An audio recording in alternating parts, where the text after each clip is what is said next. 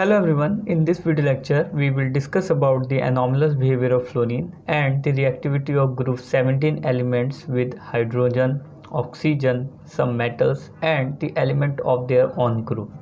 तो अगर हम बात करें फ्लोरीन के anomalous behavior के बारे में, तो जैसा कि हमने लास्ट लेक्चर में देखा था कि जो भी हमारे पास फर्स्ट मेंबर्स होते हैं डिफरेंट ग्रुप के, उनके जो प्रॉपर्टीज़ होती हैं वो अदर मेंबर्स से कुछ डिफरेंट होती हैं। तो ठीक इसी तरीके से यहाँ पे जब हम बात करते हैं ग्रुप 17 एलिमेंट्स की, तो फ्लोरीन चूँकि फर्स्ट मेंबर है तो इसकी भी कुछ प्रॉपर्टीज़ जो हैं वो बाकी जो मेंबर्स हैं इस ग्रुप के उनसे डिफरेंट है। तो जैसा हमने लास्ट लेक्चर में डिस्कस किया था कि जो मेन पॉइंट्स होते हैं जिनके वजह से ये प्रॉपर्टीज़ डिफरेंट शो करते हैं, वो होता है एक तो स्मॉल साइज जो एक्सेप्शनली काफ़ी ज़्यादा स्मॉल होता है। सेकंड अगर हम बात करें तो हाई इलेक्ट्रोनेगेटिविटी। थर्ड प्रॉपर्टी की बात करें तो ये भी सिमिलर है, अब्सेंस ऑफ डी ऑर्बिटल।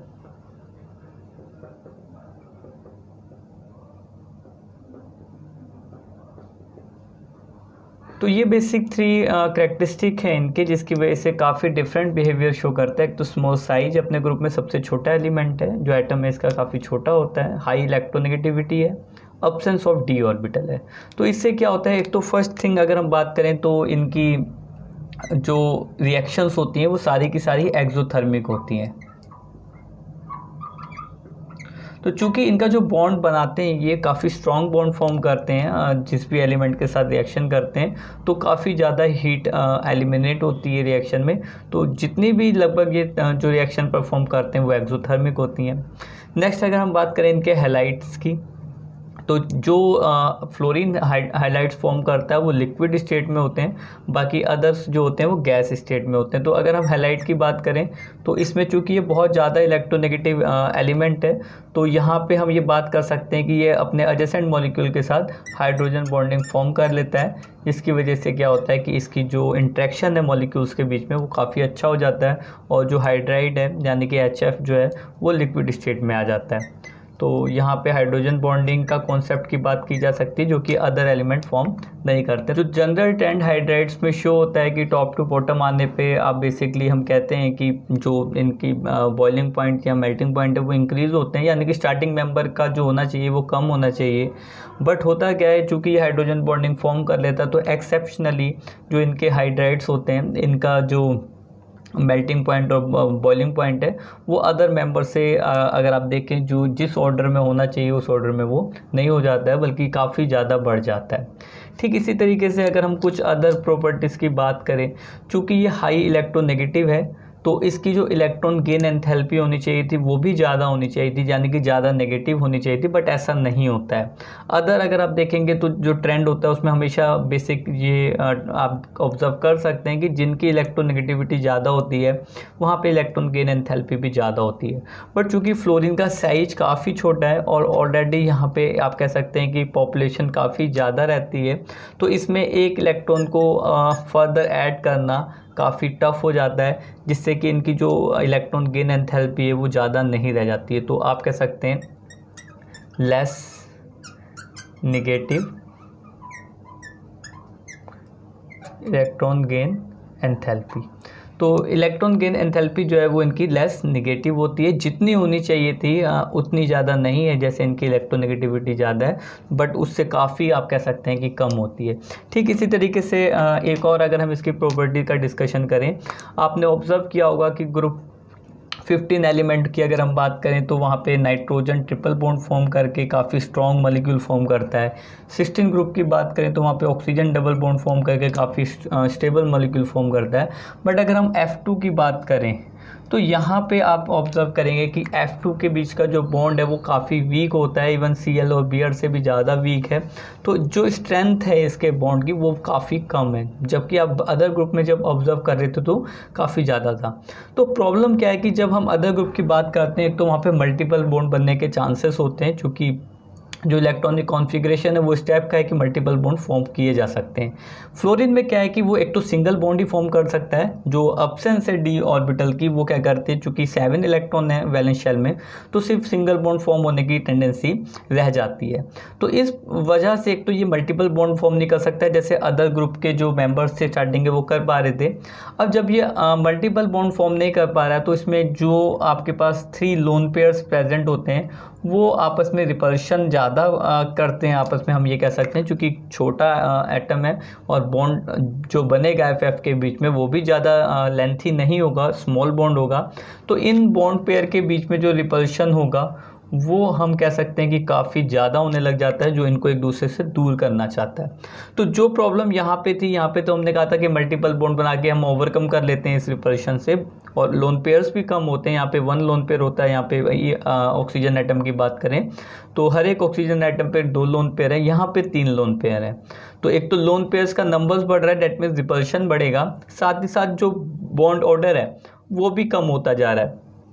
तो इस वजह से क्या है कि F2 जो है, यानी कि F और F के बीच में जो बॉन्ड होता है वो वीक होता है और इसकी बॉन्ड डिसोसिएशन एंथैल्पी काफ़ी कम होती है। तो एक ये एक्सेप्शनल बिहेवियर है जो कि आप कहेंगे कि बाकी ग्रुप मेंबर में यहाँ ये एक्सेप्शन नहीं था जो यहाँ पे आया है एडिशनली। तो इस तरीके से हम जो एनॉमलस बिहेवियर है, जो हम कह सकते हैं कि अदर प्रॉपर्टीज़ हैं फ्लोरीन की जो बाकी ग्रुप मेंबर शो नहीं करते हैं, तो इस तरीके से हम इनको डिफ़ाइन कर सकते हैं। अब अगर हम बात करें ग्रुप 17 की रिएक्टिविटी की, तो अगर हम रिएक्टिविटी टुवर्ड्स हाइड्रोजन की बात करें तो जैसा कि हमने कहा कि जो हमारे पास हेलोजन्स हैं इनके पास 7 वैलेंस इलेक्ट्रॉन होते हैं और 1 इलेक्ट्रॉन आप कह सकते हैं कि अनपेयर्ड फॉर्म में होता है। और अगर हम हाइड्रोजन की बात करें तो हाइड्रोजन में भी हमारे पास सिंगल इलेक्ट्रॉन प्रेजेंट होता है। तो यहाँ पे आप कह सकते हैं कि बहुत ही स्ट्रॉन्ग कोवेलेंट बॉन्ड फॉर्म हो सकता है ये अनपेयर्ड इलेक्ट्रॉन के बीच में, और दोनों का ही आप कह सकते हैं हेलोजन के लिए ऑक्टेट और हाइड्रोजन के लिए डबलेट कोवेलेंट बॉन्ड फॉर्म करके ये इजीली सेटिस्फाई हो सकता है। तो अगर हम बात करें इनकी तो ये सिंगल बॉन्ड फॉर्म करते हैं हाइड्रोजन के साथ, और तो इस तरीके से ये हाइड्रेट को फॉर्म करते हैं। अगर बात करें इनकी एफिनिटी की हाइड्रोजन के रिगार्डिंग, तो टॉप टू बॉटम इनकी एफिनिटी डिक्रीज़ करती जाती है, चूँकि आपने देखा कि इलेक्ट्रोनेगेटिविटी फ्लोरीन की बहुत ज़्यादा है तो ये अट्रैक्ट ज़्यादा करता है, बॉन्ड बनाने की टेंडेंसी ज़्यादा है इसके पास। बट अगर हम बॉटम पे आए आयोडीन के पास तो उसके पास इतनी ज़्यादा इलेक्ट्रोनेगेटिविटी नहीं है, तो बॉन्ड फॉर्म करने की टेंडेंसी भी डिक्रीज़ होती चली जाती है अगर हम टॉप टू बॉटम आए। तो हाइड्राइड तो सभी फॉर्म करते हैं, बट हम ये कहेंगे कि जो ज़्यादा जल्दी फॉर्म होते हैं वो आप हमारे पास जो टॉप पे मेंबर है यानी कि फ्लोरीन और क्लोरीन, ये बहुत जल्दी फॉर्म करते हैं with respect to the bromine and iodine.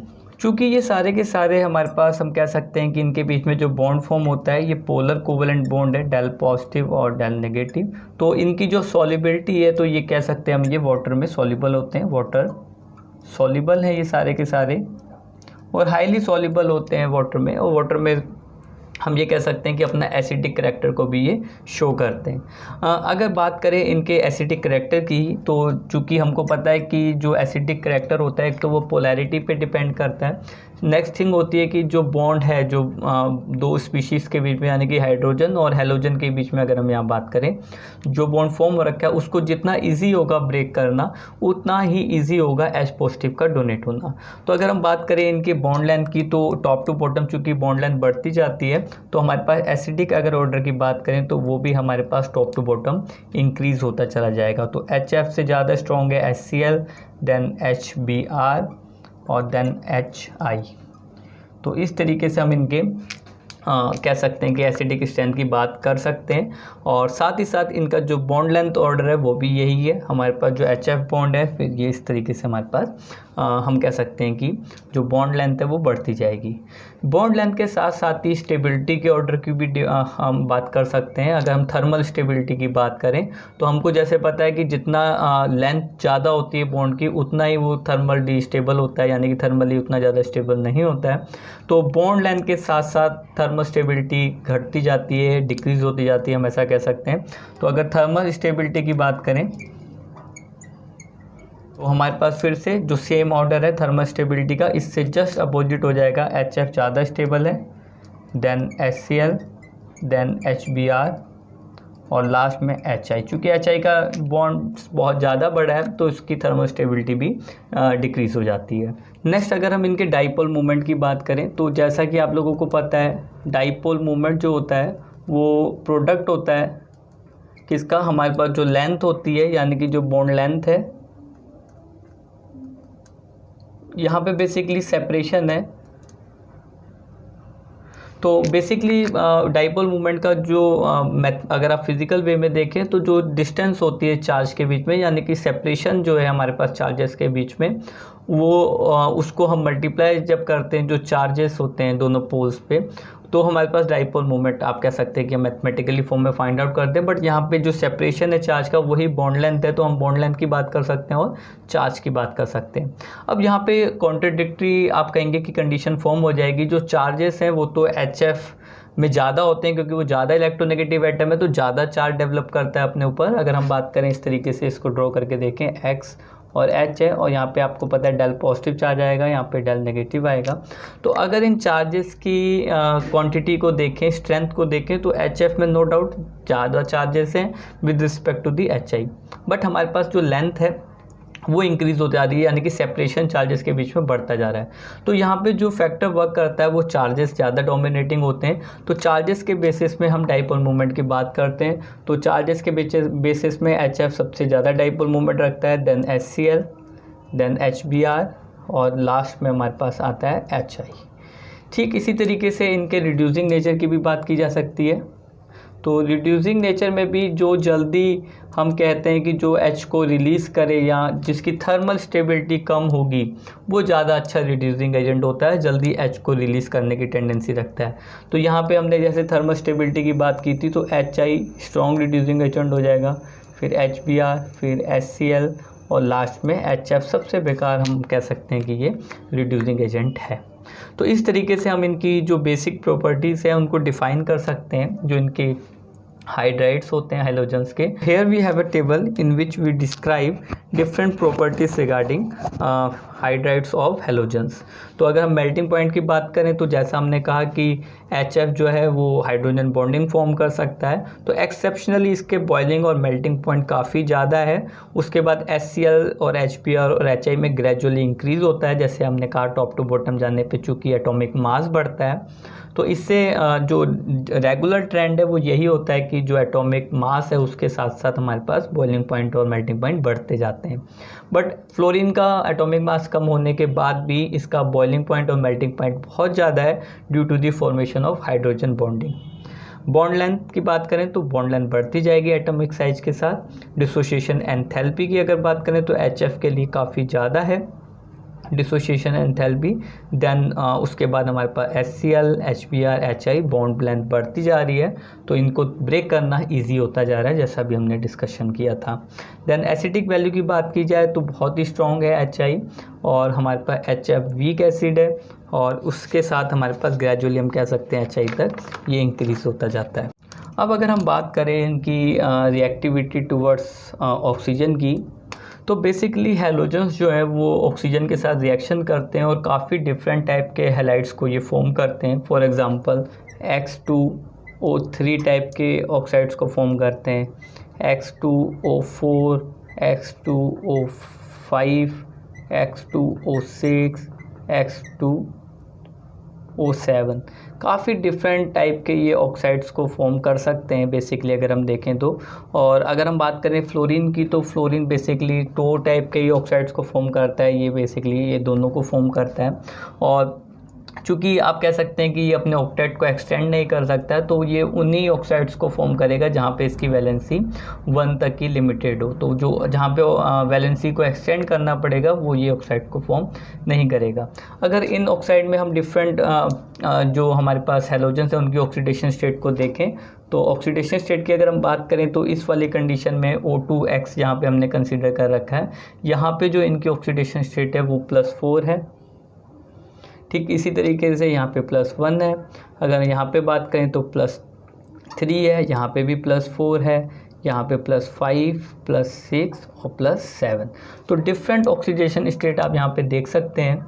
अगर हम फ्लोरीन की बात छोड़ दें तो बाकी जितने भी हमारे पास हैलोजन है यानी कि क्लोरीन, ब्रोमीन और आयोडीन, वो ये सब टाइप के जो ऑक्साइड्स हैं उनको फॉर्म कर सकते हैं। वो बात अलग है कि उनकी स्टेबिलिटी का ऑर्डर या उन पर क्वेश्चन किया जा सकता है कि कौन थर्मली स्टेबल है, कौन थर्मली स्टेबल नहीं है। बट हम ये कह सकते हैं कि सर्कमस्टेंसेस अगर हम चेंज कर दें अलग अलग कंडीशन पे, जो हैलोजन्स हैं फ्लोरीन को छोड़ के वो ये सब फॉर्म कर सकते हैं। फ्लोरीन की अगर बात करें तो वहाँ पे ये ऑक्सीडेशन स्टेट भी बदल जाती है और जो इनका ट्रेंड है नेमिंग का वो भी बदल जाता है। तो जनरली जो ज़्यादा इलेक्ट्रोनेगेटिव एटम होता है हम उसके बेसिस पे नेमिंग करते हैं। तो बेसिकली ऑक्साइड कहा जाता है, आपने देखा होगा आयरन ऑक्साइड या जो भी अदर मेटल्स के ऑक्साइड हम फॉर्म करते हैं, नॉन मेटल के ऑक्साइड, सल्फर और डाइऑक्साइड, हर जगह हम ऑक्साइड वर्ड यूज़ करते हैं क्योंकि ऑक्साइड में हम ये कह सकते हैं कि हम ऑक्सीजन को प्रेफरेंस देते हैं और उसके बेसिस पे हम नाम रखते हैं। बट अगर हम ऑक्सीजन और फ्लोरीन की बात करें, फॉर एग्जांपल अगर हमने यहाँ पे OF2 की बात की थी जो कि एक स्टेबल ऑक्साइड है, अब यहाँ पे आपको ध्यान करना पड़ेगा कि हमें इसको ऑक्साइड नहीं कहना है, बेसिकली ये फ्लोराइड है। क्यों? क्योंकि यहाँ पे जो ऑक्सीडेशन स्टेट है फ्लोरीन की, ऑक्सीडेशन स्टेट ऑफ फ्लोरीन की अगर हम बात करें वो हमेशा -1 ही रहती है, वो कभी चेंज नहीं होती है। तो यहाँ पर हम ये कह सकते हैं कि ऑक्सीजन की जो ऑक्सीडेशन स्टेट ऑफ ऑक्सीजन की अगर हम बात करें तो वो +2 है। तो यहाँ पे हम कह सकते हैं कि जो फ्लोरीन है वो ज़्यादा इलेक्ट्रोनेगेटिव एटम है, तो इस कंपाउंड में इसको हम ऑक्साइड ना कह के फ्लोराइड कहेंगे तो वो ज़्यादा बेटर रहेगा।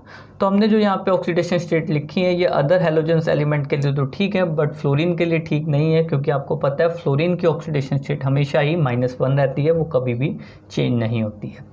तो अगर बात करें इनकी स्टेबिलिटी की, तो स्टेबिलिटी का जो ऑर्डर है तो सबसे ज़्यादा जो स्टेबल हमारे पास ऑक्साइड होते हैं वो आयोडीन के होते हैं, देन हमारे पास उसके बाद Cl के, देन Br के, और सबसे लास्ट में हमारे पास फ्लोरीन के। फ्लोरीन के वैसे भी कम ही है हमारे पास, ज़्यादा फॉर्म भी नहीं होते हैं।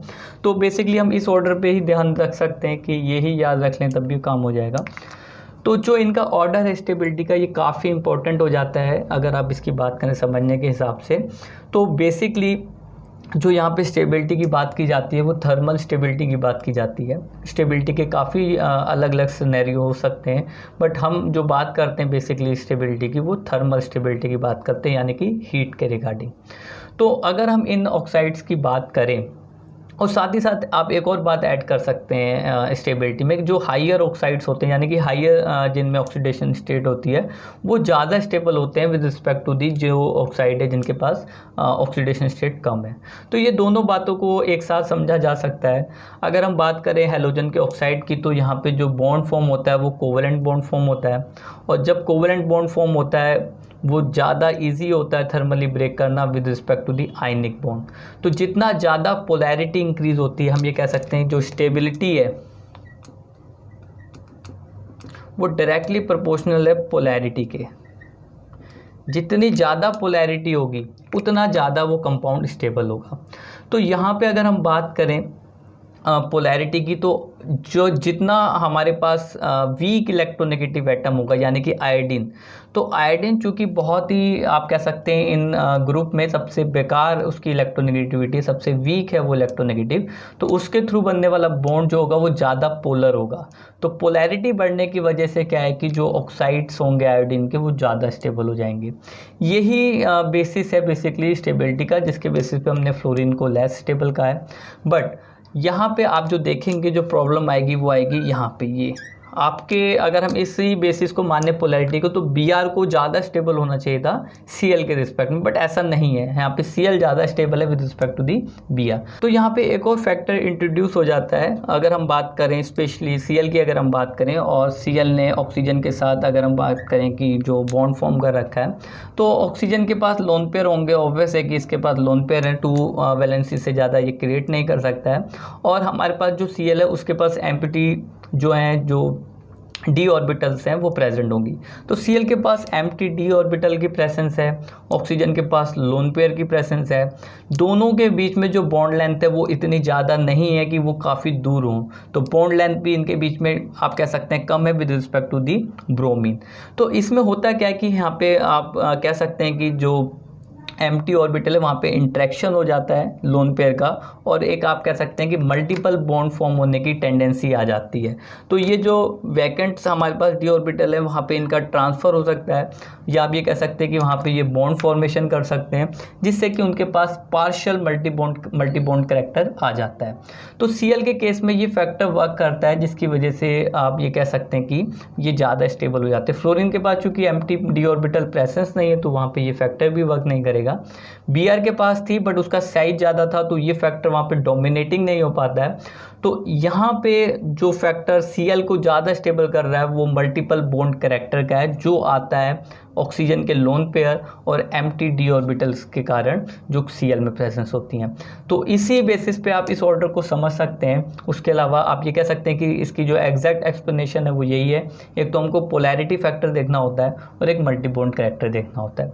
तो उन दोनों के बेसिस पे हम ये ऑर्डर को फाइंड आउट करते हैं। तो बेसिकली ये सारे के सारे ऑक्साइड जो है स्ट्रॉन्ग ऑक्सीडाइजिंग एजेंट होते हैं, इनकी स्टेबिलिटी बहुत ज़्यादा नहीं होती है, इसलिए ये क्या करते हैं ऑक्सीजन को रिलीज़ करते हैं और डिफरेंट रिएक्शन में ऑक्सीजन को अवेलेबल कराते हैं for the further oxidation.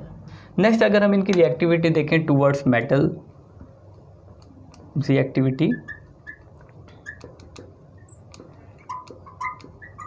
Towards metals, तो जैसा आपको पता है कि मेटल्स जो है वो हाईली इलेक्ट्रोपॉजिटिव होते हैं। अगर हम Na की बात करें या फिर मैग्नीशियम की बात करें, तो ये जो हमारे पास मेटल्स हैं वो काफ़ी इलेक्ट्रोपॉजिटिव होते हैं और इलेक्ट्रॉन डोनेट करने की टेंडेंसी रखते हैं। वहीं अगर हम हैलोजन की बात करें तो अभी हमने देखा है कि इनकी इलेक्ट्रॉन गेन एंथैल्पी बहुत ज़्यादा नेगेटिव है। तो जब ये मेटल्स के कॉन्टैक्ट में आते हैं तो हैलाइड्स फॉर्म करते हैं। अगर हम बात करें सोडियम की बात तो Na जैसे मैंने पहले भी किया था, और Cl अगर बैलेंस फॉर्म में लिखें तो 2Na इस 2NaCl। इसी तरीके से Mg के साथ भी हम बात कर सकते हैं, Mg + Cl2 गिव्स MgCl2। तो डिफरेंट आप ये कह सकते हैं हैलाइड्स को फॉर्म करते हैं ये, चूँकि वो इलेक्ट्रोपॉजिटिव है और ये इलेक्ट्रोनेगेटिव है, तो इस तरीके से इलेक्ट्रॉन ट्रांसफ़र हो जाता है। और मोस्टली जो इनके जो हैलाइड्स होते हैं वो आयनिक होते हैं। साथ ही साथ अगर वो कोवेलेंट भी है तो उनके बीच में जो बॉन्ड होगा वो पोलर कोवेलेंट होगा, हाईली पोलर कोवेलेंट बॉन्ड आप कह सकते हैं कि वहाँ पे प्रेजेंट होगा। एक लास्ट में अगर हम बात करें रिएक्टिविटी टुवर्ड्स अदर हैलोजेंस, तो हैलोजेंस जो हैं वो अपने अदर मेंबर्स के साथ भी रिएक्शन करते हैं, जिसको हम आगे फर्दर इंटर हैलोजन कंपाउंड में डिटेल में डिस्कशन करने वाले हैं। बट अगर हम यहाँ पे बात करें तो बेसिकली ये AB3 और AB5 और AB7 ये डिफरेंट टाइप के क्या करते हैं, इंटर हैलोजन कंपाउंड्स को फॉर्म करते हैं। यहाँ पे आप नोट कर सकते हैं कि जो A होगा वो एक लार्ज एटम होगा, यानी कि वो एटम होगा जिसका एटॉमिक नंबर ज़्यादा है, और बी वो एटम होगा जिसका एटॉमिक नंबर कम है। फॉर एग्जांपल अगर हम यहाँ पे बात करें तो IF7 आप कंसीडर कर सकते हैं। यहाँ पे आप देख सकते हैं I जो है वो एक बड़ा एटम है, एक लार्ज एटम है, F एक स्मॉल एटम है। और ये ऑब्वियस है कि आपको पता है कि जब हमने 7 फ्लोरीन यानी कि 7B को ऐड करना है A के ऊपर,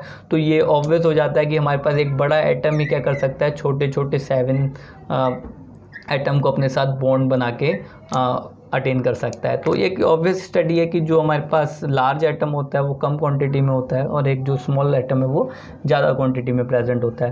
तो चूँकि आपको पता है कोवेलेंसी को एक्सटेंड कर सकते हैं, 7 तक जा सकती है कोवेलेंसी, तो इसमें कोई इशू नहीं है। अगर हम फ्लोरीन को छोड़ दें तो वो तो एक्सटेंड नहीं कर सकता है, यानी कि एक ए जो हमने कंसीडर किया है यहाँ पे ACl भी हो सकता है, Br भी हो सकता है और आयोडीन भी हो सकता है, बट फ्लोरीन नहीं हो सकता है।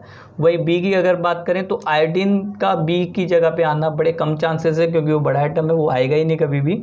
और जो आएंगे वो बेसिकली फ्लोरीन क्लोरीन के लिए ज़्यादा बेटर पोजीशन है कि वो बी की तरह बिहेव करें, और ब्रोमीन और आयोडीन बी की तरह बिहेव कम करेंगे। तो इंटर हैलोजन कंपाउंड में हम इसको डिटेल में डिस्कस करेंगे कि किस तरीके से ये इंटर हैलोजन कंपाउंड बनाते हैं, इनका हाइब्रिडाइजेशन, इनके शेप और उनकी रिएक्टिविटी। तो फ्रेंड ये था हमारा आज का lecture. We will discuss some other topic in our next lecture. Thank you very much for watching this video.